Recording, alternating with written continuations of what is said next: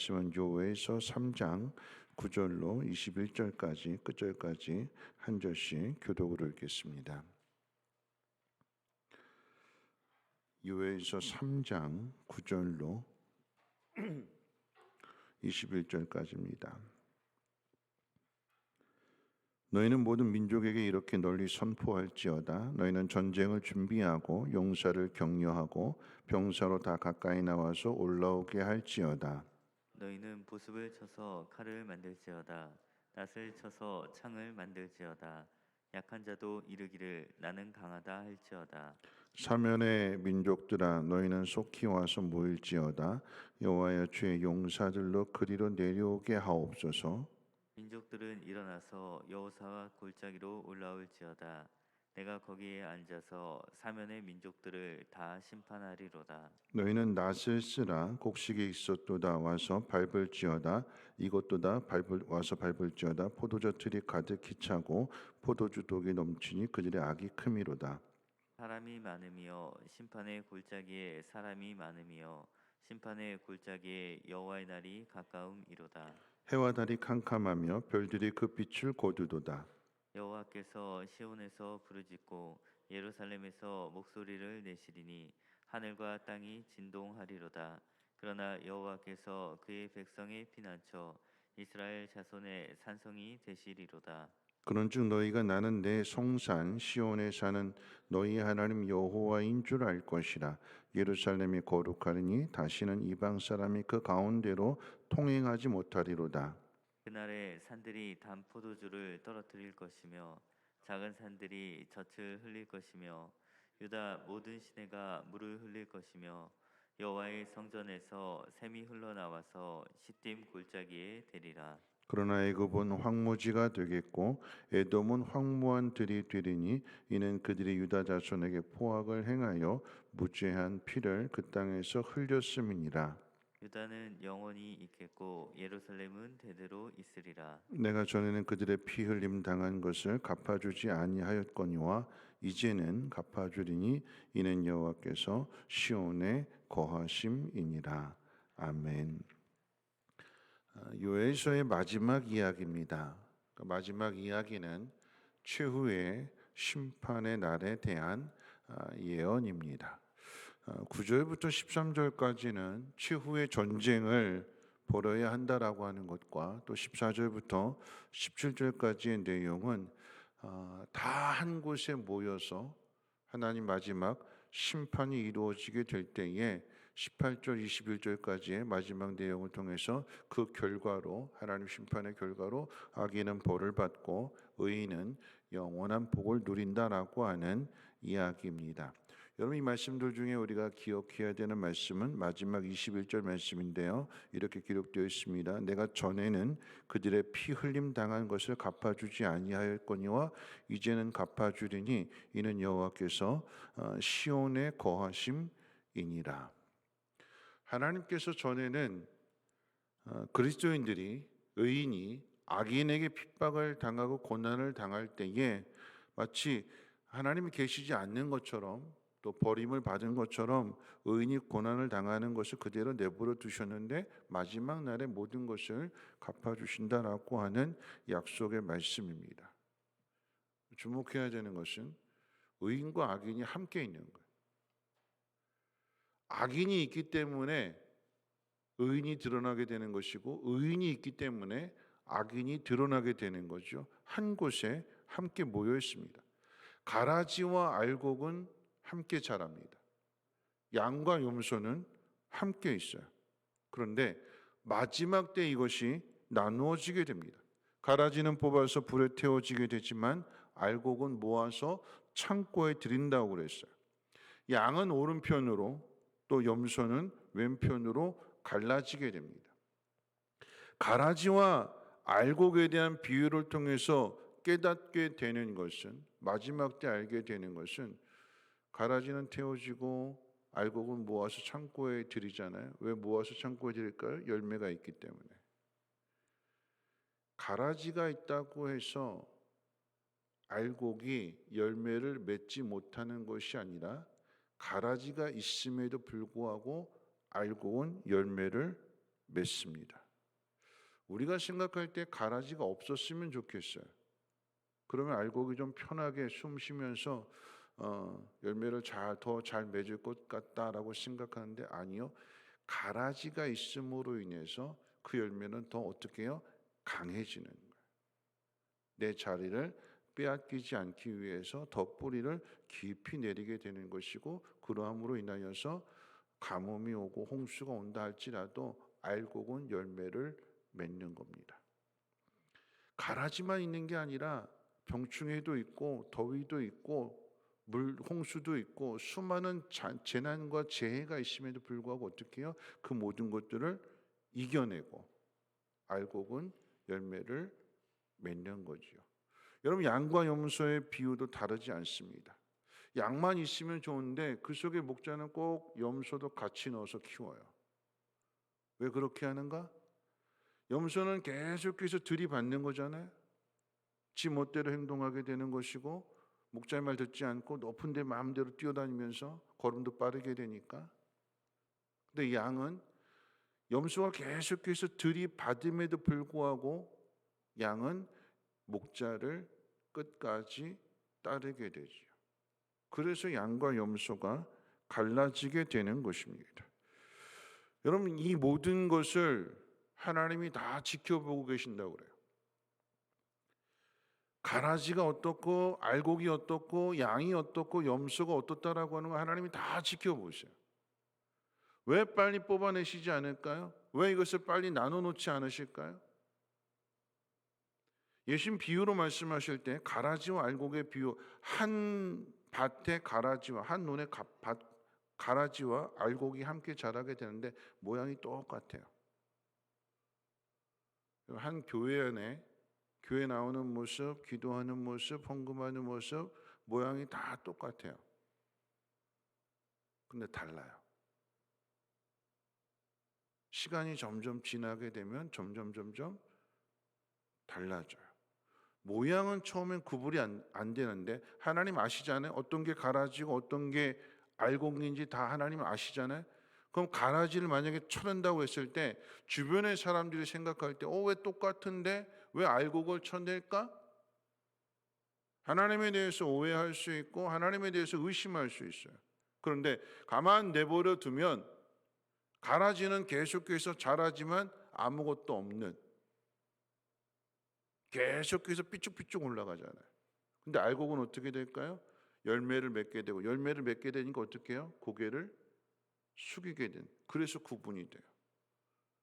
알곡은 튼실한 열매를 맺으면서 고개가 숙여지지만 가라지는 열매가 없기 때문에 계속해서 삐쭉삐쭉 솟아나게 되는 거예요. 그때는 확연하게 저건 가라지고 저건 알곡이구나.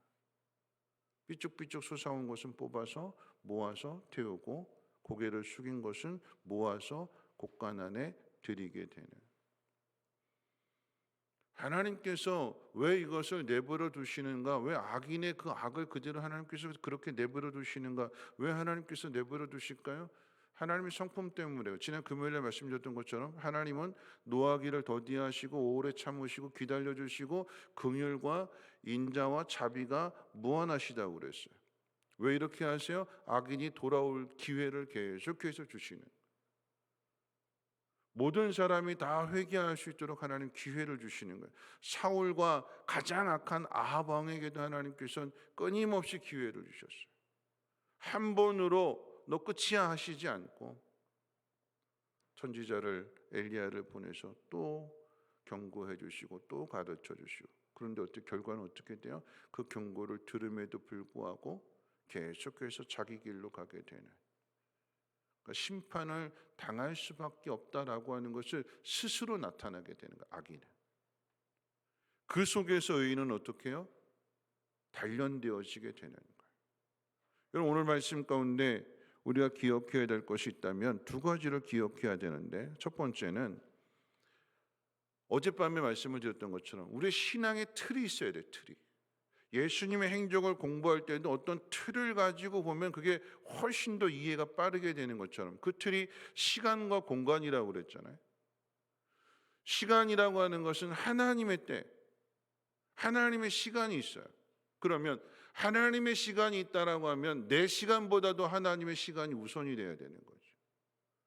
기준이 나에게 있지 않고 하나님께 있어서 하나님 원하시는 것이 무엇이냐, 그것을 깨달았다라고 하면 내 시간을 버리고 내 생각을 버리고 하나님의 뜻에 빨리 맞춰야 되는 틀이 있어야 돼. 틀이. 장소가 어딜까요? 성전. 유월절 때마다 예수님은 성전에 올라오시죠. 다른 거 다 제쳐놓고 유월절 때가 되면, 절기 때가 되면 이 절기를, 하나님 명하신 절기이기 때문에 유월절에 예루살렘에 오셔서 그 저 멀리, 저 끄트머리 갈릴리의 가버나움에 계시다가 유월절을 맞이하게 되면 다 내려놓으시고 오셔서 절기를 지키시고 가르치시고 성전 중심이 되는, 성전. 히브리서 말씀처럼 마지막 때가 되면 모이기를 피한다고 했을 때 피하는 것이 아니라 어떻게 해요? 성전 중심. 왜 성전 중심으로 모여야 되는가? 오늘 말씀이 기록하고 있잖아요.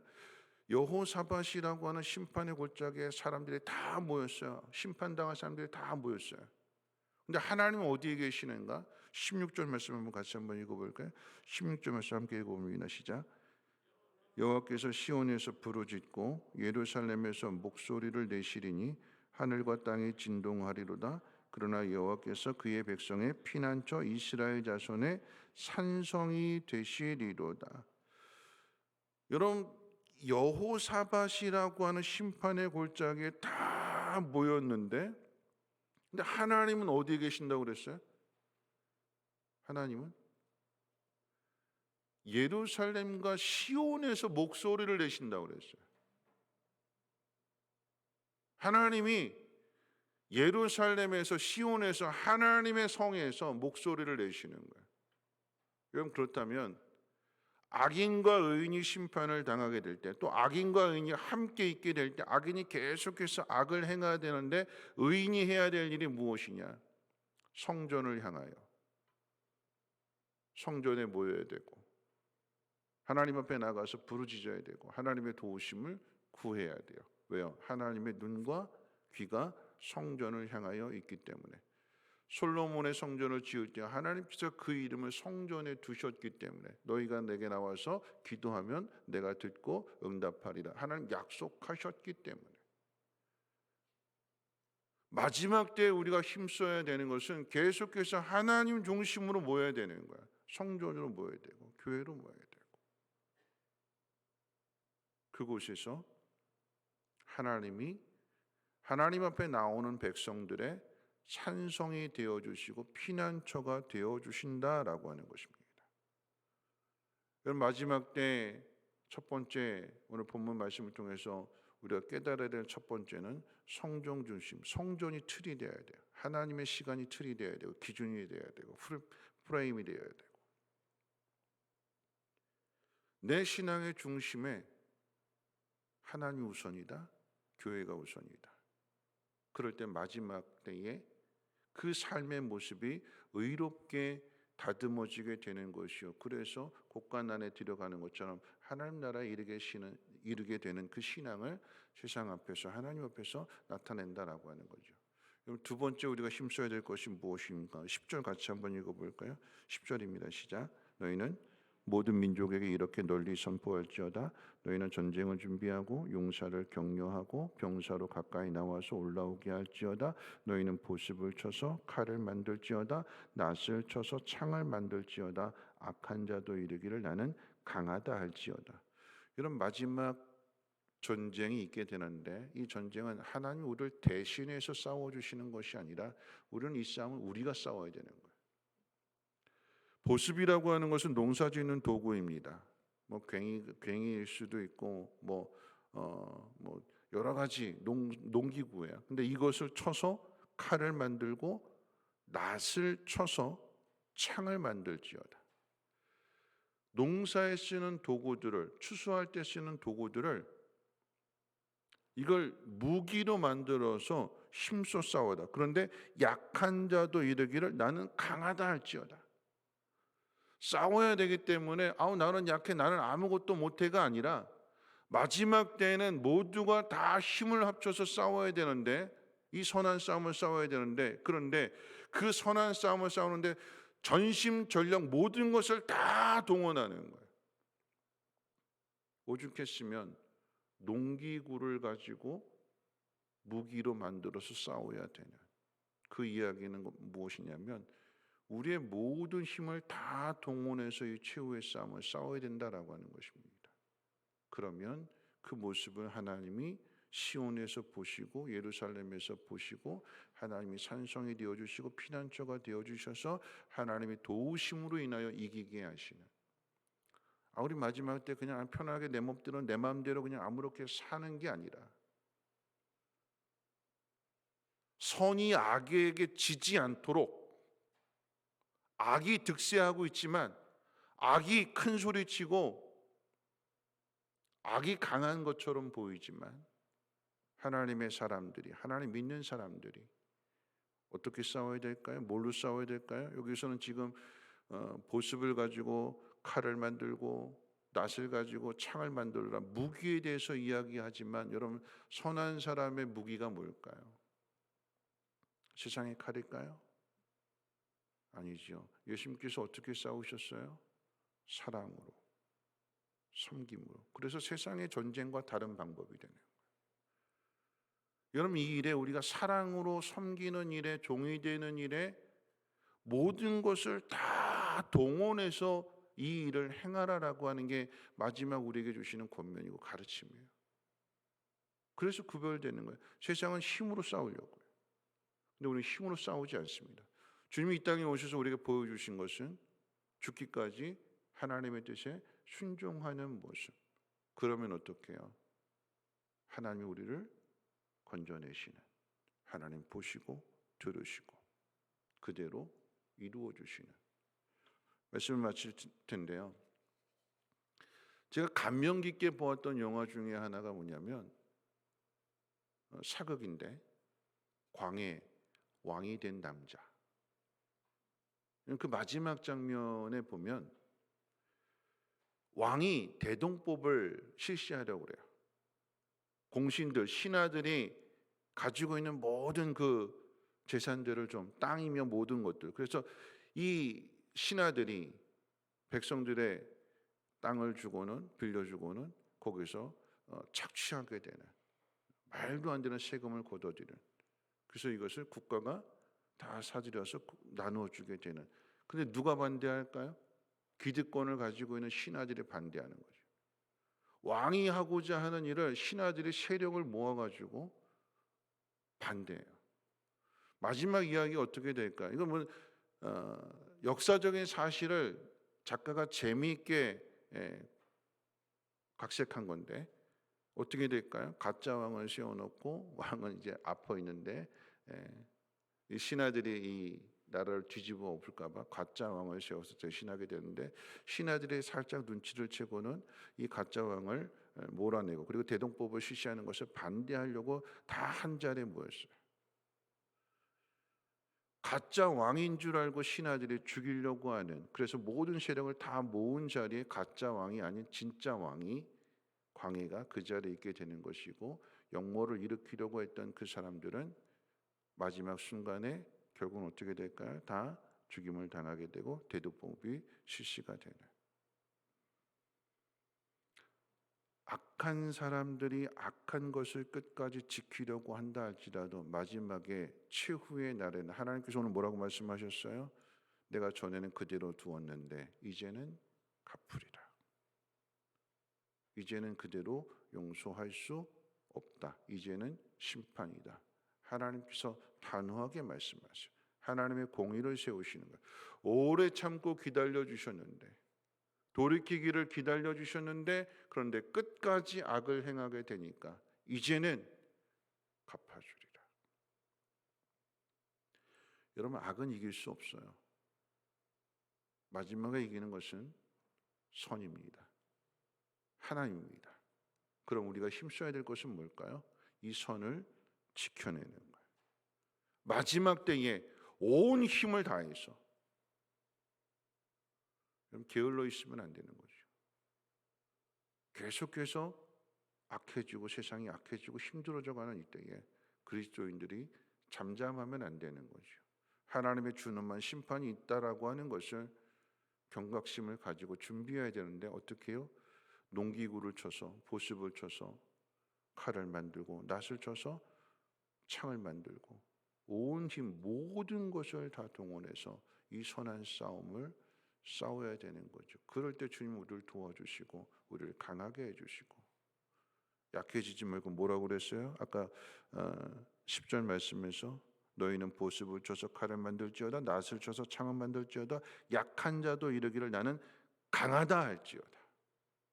약한 자도 힘없고 약하지만 그런데 이 마지막 싸움 앞에서는 나는 강하다 하고 힘을 내라라고 하는 거죠. 용기를 내라라고 하는 것입니다. 왜요? 하나님의 시온에서 보고 계시고 하나님 우리를 도우실 것이기 때문에 이 선한 싸움을 잘 싸워 나갈 수 있는 깨어있는 그리스도인들 되시기를 주님의 이름으로 부탁을 드립니다. 우리 찬송가 461장 찬송 들으신 후에 함께 기도합니다.